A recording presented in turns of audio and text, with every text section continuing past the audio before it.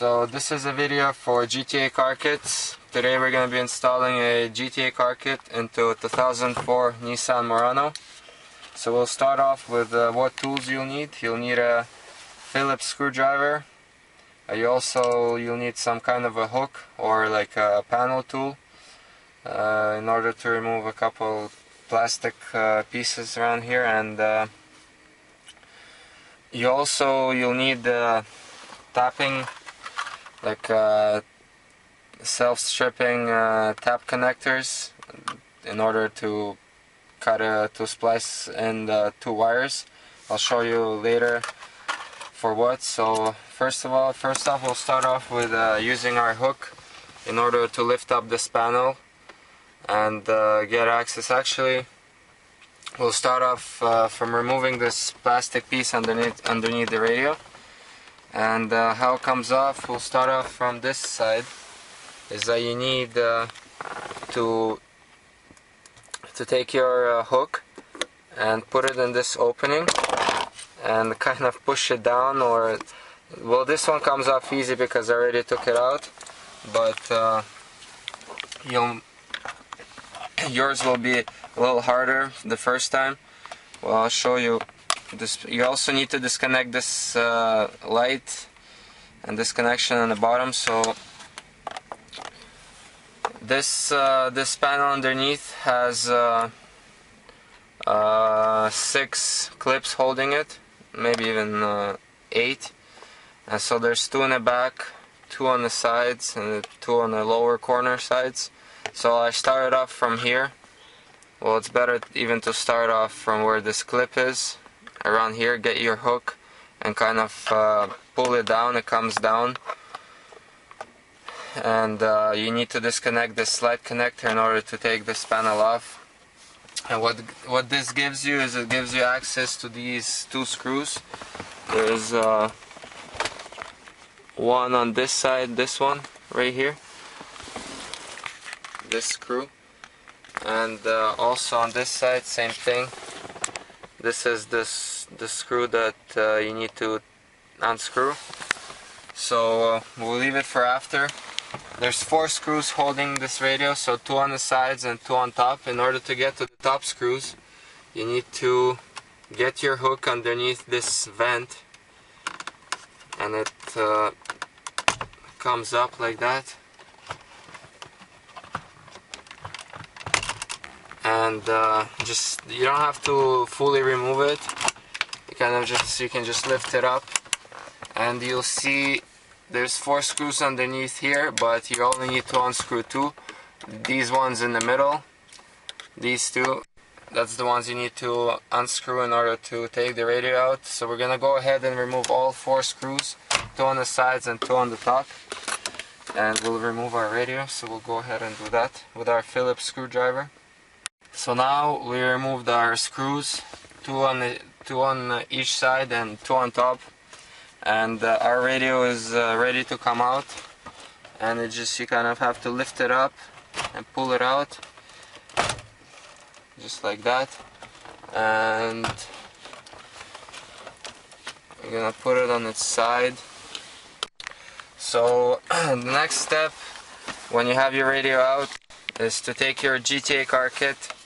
We already have it put together, and one side has the connections to the radio, and the other side has auxiliary cable and a cable for the iPhone.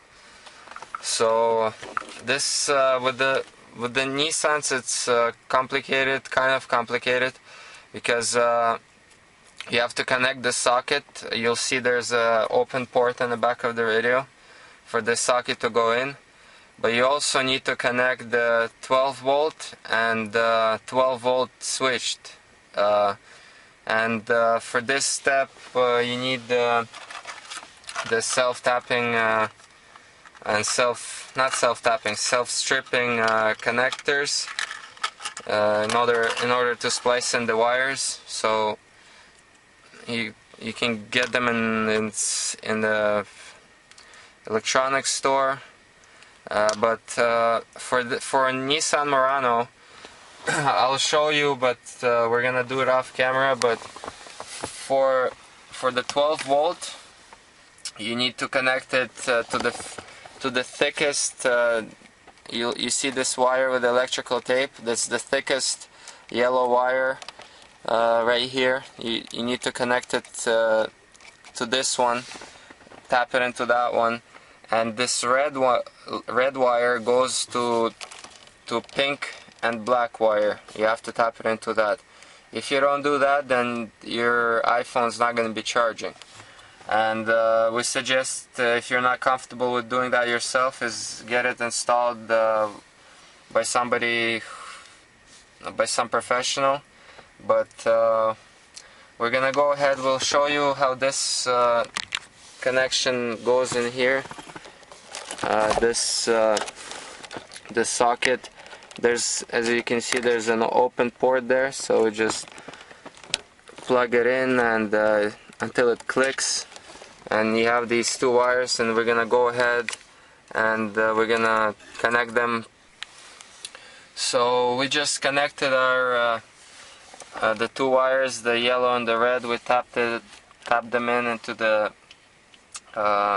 the stock wiring harness. We just put some electrical tape over it right now because we're gonna solder it after we test everything out and run the cables. We're gonna solder it. So for now, so they don't short each other out, we put electrical tape around it. And while we were doing that, I forgot to mention that if you decide to tap the wires in yourself, make sure you turn off you disconnect the battery, the negative terminal, you disconnect it before you do this.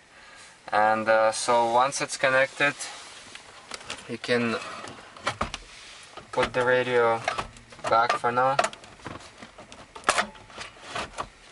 and test out. So we'll start off with the FM mode.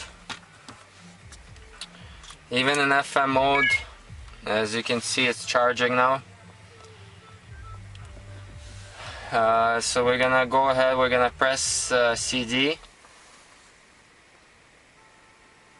and so if you press CD once, it's gonna be a regular CD changer, what's inside the CDs that are inside the deck.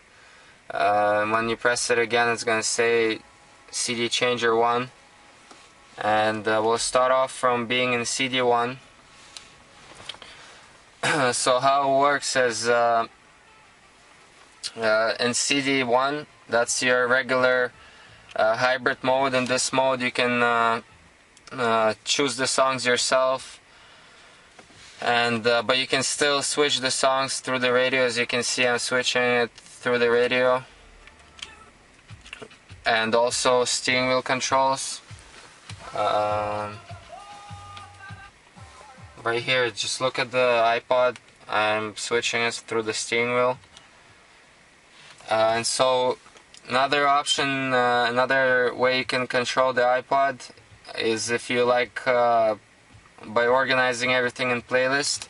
You can go by playlist, and you can have up to 5 playlists, because Nissan only supports 6-disc CD changer. So the disc 2 is gonna be your first playlist, and as you can see in this mode, it's locked. You can't control the iPod. You can only control the iPod through the radio, the stock deck. So if you go to disc 3, that's going to be your second playlist. As you can see, it's also locked. Disc 4 is your third, disc 5 is your fourth, and disc 6 is your fifth playlist. And if you go back to disc 1, it opens back the iPod and in the hybrid mode. So it's up to you which mode you like, and some people don't even use playlist, so you're gonna be always in CD1 in the hybrid mode. And also you can use the auxiliary cable. But next step is to show you where to run the wire. We're gonna turn off the radio. It's on this car, it's you can run the wire. We're gonna take out the radio again, put it on its side. You can feed the wire through this If you move it, you can feed it through this underneath this plastic panel right here. You can kind of move it up, and there's enough room to feed the wire up and behind the radio, and so that way you can just have your wire coming out into this middle pocket underneath the radio. It's really convenient on this car. Or what you can do is you can take your the piece that we took out earlier underneath the radio, and you can drill a hole.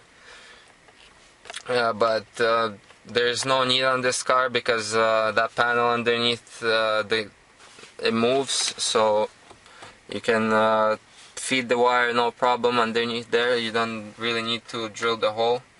So make sure you test everything and that everything works.